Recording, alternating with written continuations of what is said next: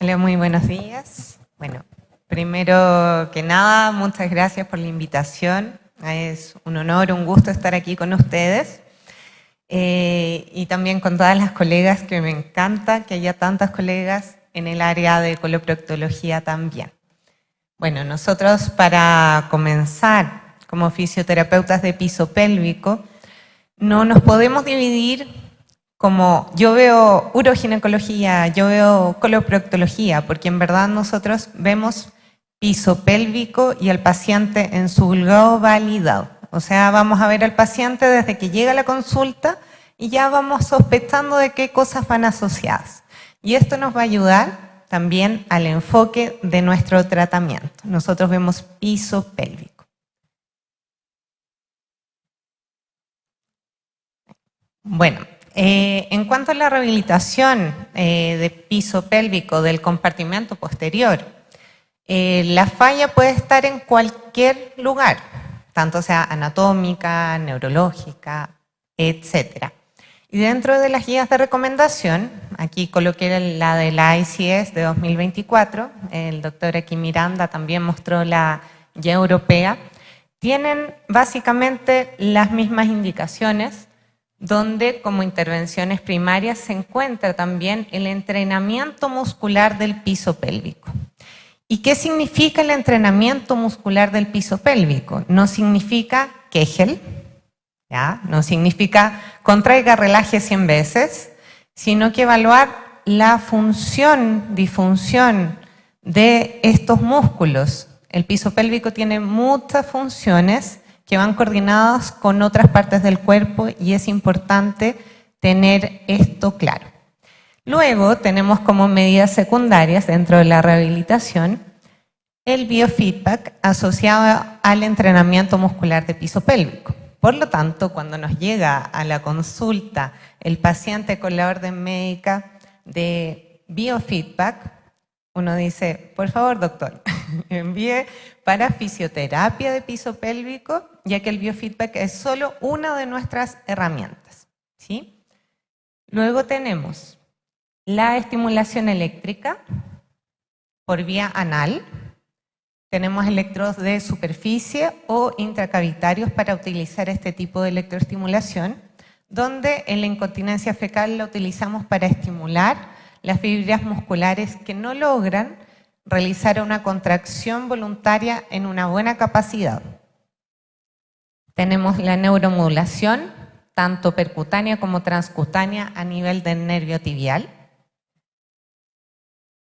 Y también para el manejo de pacientes que tienen esta incontinencia fecal pero de origen neurogénico, contamos también dentro de la línea de tratamiento el biofeedback, ¿sí? Para los que tienen algún daño esfintérico o de incompetencia esfinteriana.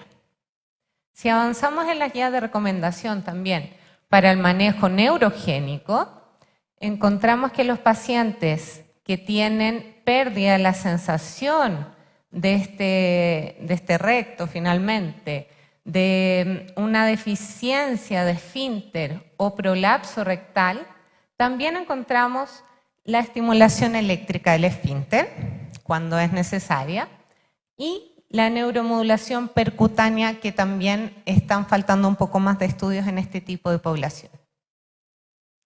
Para los adultos mayores que tienen una fragilidad, sabemos que cuando llega un adulto mayor a un hogar de ancianos, muchas veces es institucionalizado porque la familia ya no se puede hacer cargo de esta situación, tienen múltiples comorbilidades y a medida de que necesita más cuidados, la familia ya deja de ser capaz de prestar este servicio que necesitan los adultos mayores y los internan en algún lugar donde sí puedan prestarles esta ayuda. Pero estos adultos mayores que ya son frágiles, que necesitan ayuda para sus actividades del día a día, que no pueden hacer las cosas por sí solos, al institucionalizarse también sabemos que aumentan los porcentajes de incontinencia fecal y de todas las otras disfunciones de piso pélvico. Entonces también tenemos que tener eso en consideración. Dentro de estos adultos mayores frágiles, tanto que sea una incontinencia fecal de urgencia o una incontinencia por constipación o impactación fecal, como ya mencionaron anteriormente, o la incontinencia pasiva, se agrega también en estas guías el uso del biofeedback y trabajar en este caso de la constipación si hubiese alguna disinergia defecatoria con sospecha. O sea, que finalmente cuando queremos evacuar necesitamos que nuestro recto se contraiga y que nuestro canal anal se logre relajar. Pero muchas personas hacen lo contrario. Cuando van a defecar, en vez de relajar el canal anal, lo contraen. Como también estábamos viendo ayer en práctica con las colegas aquí del Instituto de Coloproctología. Para la incontinencia fecal son diversas las causas, como ya mencionaron anteriormente, y dentro de esas, ¿por qué el manejo del fisioterapeuta se encuentra siempre en la primera línea? Porque dentro de las causas se encuentra el daño esfinteriano, ¿cierto? La debilidad del esfínter o la alteración de la musculatura, la atrofia de la musculatura esfinteriana, el defecto de la barrera esfinteriana, ya sea por todas las causas que aparecen acá, constipación crónica, el parto, alteraciones neuropáticas, cambios en la consistencia de las heces, que el manejo es importante, sí o sí multidisciplinar, sobre todo en la charla anterior del doctor Felipe que habló de la parte de gastroenterología. No podemos tener una buena continencia si no tenemos una buena consistencia de las heces. Entonces vamos a necesitar el manejo en conjunto con el gastroenterólogo, coloproctólogo y nutricionista, más el fisioterapeuta pisopélvico para rehabilitar la función esfinteriana. Y no solo eso, porque también el recto necesita tener una buena sensibilidad, una buena distensión también cuando hay alguna intervención quirúrgica y tenemos un neorecto, y ser capaz de percibir lo que hay. Muchos pacientes no saben si tienen un gas, heces sólidas o líquidas, y también responder a esto, lograr la coordinación entre la sensación y el cierre de esta ampolla rectal por los esfínteres a nivel anal. Entonces, el biofeedback es una de nuestras herramientas, pero es un complemento del entrenamiento del piso pélvico, ¿sí? Por sí sola, sin un componente de entrenamiento muscular del piso pélvico que sea guiado por un fisioterapeuta especialista, no es un tratamiento eficaz, porque no voy a saber qué estoy haciendo. Tenemos casos de que nos llegan pacientes a la consulta después de que los vio otro profesional que no tenía especialización o que buscaron en Dr. Google y el paciente se pone a contraer, soltar el ano muchas veces, nos llega con un aumento de tono, mayor dificultad defecatoria y también con incontinencia, ¿sí? Sobre todo los pacientes disinérgicos. Entonces, el piso pélvico necesitamos tener un buen tono, un buen control muscular, o sea que el paciente logre contraer y relajar adecuadamente la musculatura, con una buena coordinación, tanto con el diafragma, con el abdomen, con las otras estructuras y también en el día a día. Si el paciente realiza actividad física y hace un aumento de presión en el abdomen sin cerrar el esfínter, ¿qué va a pasar? Vamos a tener ahí las pérdidas también. Necesitamos que la musculatura tenga fuerza y tenga resistencia para que aguante todo el día siendo continente. Y esas son funciones que se pueden ir trabajando con la fisioterapia. No se alcanza a ver aquí, no sé por qué.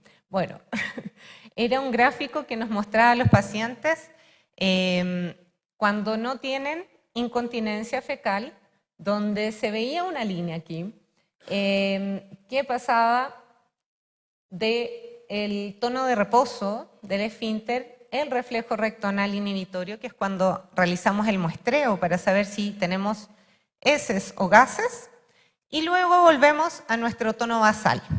¿Qué pasa en los pacientes con incontinencia fecal? Aquí se ve un poco mejor.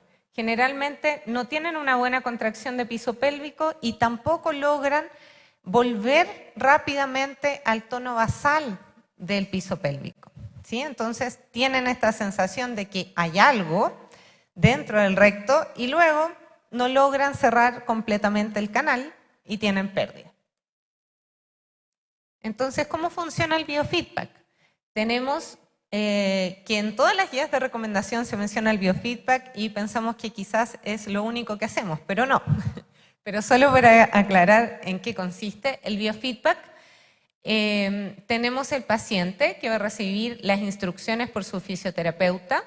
El fisioterapeuta va a analizar los movimientos según la instrucción realizada hacia el paciente. El paciente va a recibir la respuesta visual o auditiva de la acción que realizó, en este caso de los músculos del piso pélvico, del abdomen, y el equipo de biofeedback va a recibir las señales biológicas del paciente. El equipo en sí va a recibir estas señales y el fisioterapeuta va a analizar estas señales registradas para luego poder configurar los parámetros del equipo conforme a lo que queremos lograr.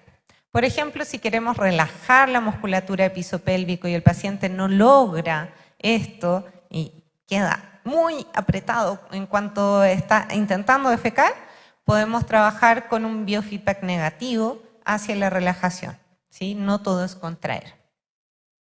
Entonces, aquí encontramos los distintos tipos de biofeedback que ocupamos en la consulta, como el biofeedback electromiográfico, que registra las señales de los músculos del piso pélvico para entender cómo están moviéndose, cómo están funcionando estos músculos. Tenemos electrodos de superficie o electrodos intercavitarios que vamos a ir adaptando según cada paciente y cada canal anal. Tenemos manométrico, que funciona por registro de presiones. Y tenemos también dentro del biofeedback el uso del balón rectal. El balón rectal, como ya estábamos hablando de toda la parte muscular, nos trabaja también, podemos ayudar a la sensibilidad de este recto, a que el paciente logre sentir cuando llega a la materia fecal y logre al mismo tiempo coordinar con su musculatura para no tener pérdidas. Logramos también ampliar la capacidad, la compliance, la distensión de este recto cuando está alterada o disminuirla cuando está demasiado aumentada, ¿sí? Como en estos pacientes con impactación fecal o megarecto. Las técnicas volumétricas son múltiples y podemos utilizar varias alternativas con balones simples o balones dobles que también tienen un sensor para el canal anal. Y también otra de nuestras herramientas que utilizamos en la consulta es la ultrasonografía cinesiológica, que a diferencia del médico vamos a ver como un diagnóstico cinético funcional en tiempo real. Nosotros no realizamos diagnóstico de alguna, por ejemplo, alguna fístula o cómo está colocado el sling, etc. Podemos observarlo, por supuesto, pero no realizamos ese tipo de diagnóstico, sino que nos interesa el movimiento, porque el fisioterapeuta trabaja con la función y la disfunción del piso pélvico. Entonces podemos entender mejor la relación muscular y funcional, como podemos ver aquí en un ultrasonido que es realizado este ecógrafo con un apoyo a nivel del periné. Acá tenemos el pubis, por acá atrás el canal anal, el recto y acá la musculatura del pubis rectal, que vamos a ver cuando se contraiga y cuando se relaje el movimiento de este piso pélvico, a ver si es adecuado o no, la sustentación de la contracción muscular, el pujo, la maniobra evacuatoria y también cuando el paciente realiza un aumento de presión rápido, o sea, por ejemplo, ante la tos. ¿Qué pasa con estos músculos? ¿Qué pasa con los órganos que están en la cavidad pélvica? Y también tenemos actualmente el ultrasonido 3D o 4D que nos muestra también si hubiese alguna alteración como alguna evolución en los músculos elevadores, tenemos que podemos ver el cierre del hiato y la apertura del hiato en las diferentes maniobras. Y también ver visualmente los rectoceles o enteroceles que presentan los pacientes o los prolapsos de cúpula o de vejiga, que también son importantes para el compartimiento posterior. El biofeedback en sí no tiene efectos adversos si es bien utilizado y podemos trabajar en la defecación disinérgica y síndrome del elevador del ano o síndrome de dolor anal crónico como evidencia 1A. Tenemos también evidencia 1A para la constipación con defecación disinérgica, cuando tenemos pacientes con anismo, y para la incontinencia fecal. Entonces, una muy buena herramienta que utilizamos en la práctica diaria. Otra de las herramientas que utilizamos es la electroestimulación con los mismos electrodos que les mostré anteriormente y lo utilizamos cuando tenemos una debilidad muscular severa. Por ejemplo, si tenemos una escala, aquí una escalera, tratando de mostrar la escalera así como si fuera el Oxford, la fuerza muscular, la capacidad muscular que tiene este paciente. Cuando nosotros evaluamos y el paciente llega aquí a la consulta con un Oxford 3, significa que el paciente logra vencer la gravedad. Estamos solo ahí a mitad del camino y necesitamos trabajar más para lograr que el paciente pueda hacer sus actividades del día a día. La neuromodulación transcutánea también, que es una herramienta junto con la percutánea, que es con aguja, que podemos utilizar en incontinencia fecal. Se ha visto, por ejemplo, acá les puse esta revisión del 2024, que nos muestra los estudios que han realizado neuromodulación percutánea en cuanto a estudios de buena calidad, por supuesto, y encontramos que el grupo experimental versus el control tenemos evidencia de diferencia estadísticamente significativa solo con la aplicación de la neuromodulación percutánea para incontinencia fecal. ¿Sí? Tenemos también, además de los episodios de incontinencia, un cambio en los cuestionarios y también una mayor proporción de reducción de los episodios semanales de incontinencia fecal. Entonces, es una de las herramientas que sí o sí utilizamos para la incontinencia fecal. Cuando tenemos un paciente que fue operado de un cáncer rectal y este tiene un neorecto, necesitamos una prehabilitación, o sea, una rehabilitación antes de volver a conectar el canal, antes de una anastomosis, donde vamos a trabajar la parte muscular para que el paciente no lo conecten y quede inmediatamente incontinente, ¿cierto? No es la idea.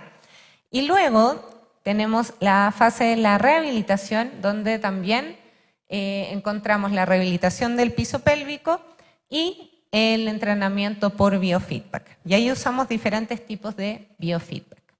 Entonces, la prehabilitación es algo muy importante porque estos músculos no tenemos solo el esfínter anal interno, el externo, también tenemos la función del músculo longitudinal que va a cortar, ensanchar el canal anal y aplastar los hemorroides hacia las paredes. Tenemos el plató de los elevadores que va a ayudarnos a abrir la pared posterior del recto al momento de la defecación. Y tenemos el pubo rectal. Y sabemos que la indemnidad anatómica, tanto de los ligamentos, fascias, y la musculatura y la parte neurológica es fundamental para que pueda ocurrir esto, de que el paciente logre defecar adecuadamente y también contener, además de la consistencia, muy importante. Tenemos entonces estos estudios que nos muestran los resultados que podemos tener mejores postquirúrgicos cuando tenemos una prehabilitación. Para la constipación, tenemos también que, independiente si es por tránsito lento, por dificultad evacuatoria funcional o por una enfermedad, un síndrome de intestino irritable asociado a la constipación, el biofeedback también aparece ahí en la historia. Y en estas terapias de la constipación también tenemos otras herramientas, como el masaje intestinal, el ejercicio físico que es fundamental porque aumenta la motilidad intestinal. Tenemos también, por supuesto, toda la coordinación del abdomen, ¿sí?, de las presiones dentro del abdomen con el piso pélvico. Por lo tanto, vamos a trabajar con el diafragma, el tono diafragmático, la excursión costal, la activación de la musculatura voluntaria del abdomen y esto en sinergia con el piso pélvico. Si tenemos el movimiento contrario, no vamos a lograr defecar. Si el paciente no logra realizar una propulsión de las heces, tampoco vamos a lograr defecar. Entonces, como dice Knowles, ahora en 2022, que es lo último que ha aparecido en cuanto a función evacuatoria, sabemos que es como un pote de ketchup. Necesitamos apretar el recto y abrir la tapa para que pueda salir el contenido. Si tenemos alguna alteración, no va a salir el contenido. Y el biofeedback ha demostrado que logra rehabilitar esta coordinación recto-anal para poder evacuar adecuadamente los pacientes constipados que tienen asociado al anismo. En cuanto al dolor pélvico, en la coxigodinea o el síndrome del elevador del ano, tenemos aquí la referencia para lo que debería salir en todas las guías de recomendación. De esta forma, referir a fisioterapeuta especialista en piso pélvico. ¿Sí? En vez de aparecer solo la parte de biofeedback, que es una de las herramientas, sería ideal que empezaran a salir así ahora las guías. O el entrenamiento con biofeedback por sí solo. Tenemos distintos tipos de dolor pélvico y dentro de las causas funcionales, como las preoctalgias, o el síndrome del elevador del ano, tiene abordaje del fisioterapeuta con terapia manual, con neuromodulación, con uso de corrientes. Podemos ayudar a nuestros pacientes. Y en la última guía de la Guía Europea del Dolor Pélvico Crónico, que es de 2024, también se encuentra para el manejo primario del síndrome de dolor anorrectal el uso del biofeedback, sobre todo cuando va asociado a este dolor anal primario con evidencia 1A. Así que sí o sí a fisioterapia. Y la electroestimulación, que es menos efectiva que el biofeedback por sí solo, ¿sí? Entonces es una de nuestras herramientas. El equipo para el trabajo multidisciplinario en dolor no se puede dejar de lado. Necesitamos trabajar en equipo para todas las disfunciones de piso pélvico, sobre todo para el dolor pélvico crónico. Y se sabe que en las diversas disfunciones que tenemos, que encontramos, como las enfermedades inflamatorias intestinales o la constipación, la incontinencia, encontramos que estos pacientes también tienen dolor en la evacuación, dolor a nivel de la piel, con afecciones cutáneas, ¿sí? Entonces también es importante preguntar a los pacientes si presentan dolor para poder derivar. En el síndrome de úlcera solitaria también se menciona que el biofeedback mejora la disinergia, restablece la defecación normal y mejora los síntomas intestinales y cambios en la mucosa. O sea, también es importante el trabajo en conjunto, incluso en la intususcepción de la mucosa rectal, que es algo que no es propiamente de manejo fisioterapéutico, pero podemos ayudar para toda la parte funcional. Y en fisuras también de alta presión, prequirúrgico, es muy importante trabajar con este tono muscular del piso pélvico para que el paciente tenga buenos resultados y no vuelva a recurrir a estas fisuras crónicas. Entonces, para la rehabilitación del compartimento posterior, el fisioterapeuta es el que trabaja con la función y la rehabilitación de la función, formando parte importante del equipo multidisciplinario. Y la normalización de la actividad neuromuscular y sus sinergias con el resto del cuerpo es fundamental para el tratamiento de las disfunciones del compartimento posterior, y el fisioterapeuta es el profesional idóneo para realizar esta función.